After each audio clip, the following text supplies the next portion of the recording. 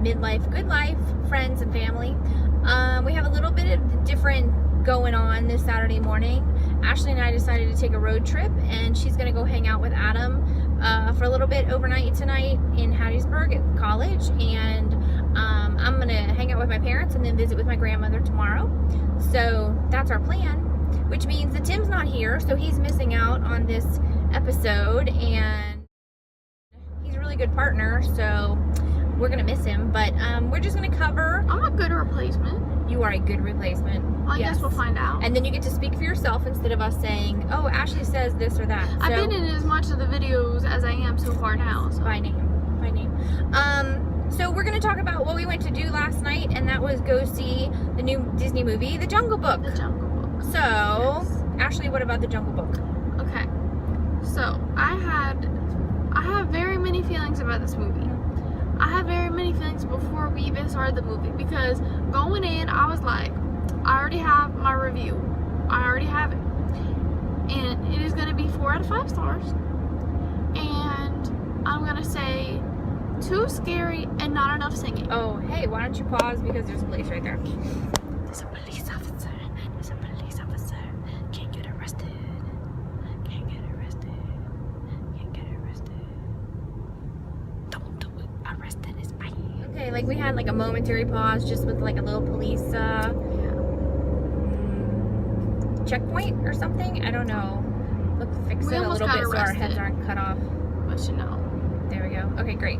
So anyhow, okay, back to, you were gonna give it 4 out of 5 stars. This preconceived notion. This preconceived review. Before I even seen it, I was sitting there in the theater, ready for the trailers, and I was like, this is gonna be it. Too scary, not enough singing, 4 out of 5 stars. And I was completely wrong, because the movie was 5 out of 5 stars, and it was amazing. It was not too scary, and I don't want to spoil it, but it had the perfect amount of singing. I don't know about perfect amount. I could have used a little more singing. That's true. Not to spoil it. But anyhow, this is hilarious. I don't think that completely wrong really qualifies if you say 4 out of 5 stars and you give it 5 out of 5. It seems like completely wrong would have been like if you said 2 out of 5 stars and then you would have given it 5 out of 5. But it's like you were slightly wrong. The difference between a good movie and a perfect movie is that 1 star. So another vlog could be perfect movies that earn 5 out of 5. Yeah, I'm not sure. Like when I say perfect movie, I mean White Knight's kind of perfect movie. No, so you don't. That's just a throwback for my favorite movie ever. That's for a different vlog. So, what was like your favorite scene from the movie? No spoilers, maybe. Turn this off if you don't want spoilers. But I will tell you that there won't really be spoilers, because this is based on a story and a movie that we've already probably seen, the cartoon version made by Disney of The Jungle Book. Which we should have rewatched before we went go see this one. Yeah. But we did not. No, well, we can watch it afterwards, like when we get back home. Watch it afterwards. And it's also a book, The Jungle Book by Rudyard Kipling, that you may have read. So I don't think there's a whole lot of spoilers, maybe just a little comparisons, but we don't really need to get into all that. So anyhow, so favorite scene. Favorite scene.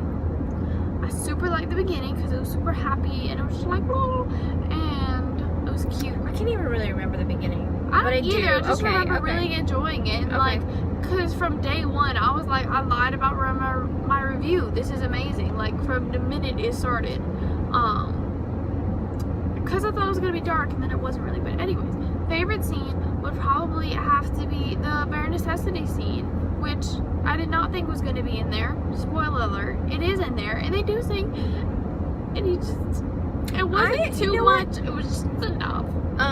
Big Baloo comes on screen, and he's played by Bill Murray, which we love Bill Murray, and it's a great voice for Baloo, but I'm not sure that that's the voice that was singing.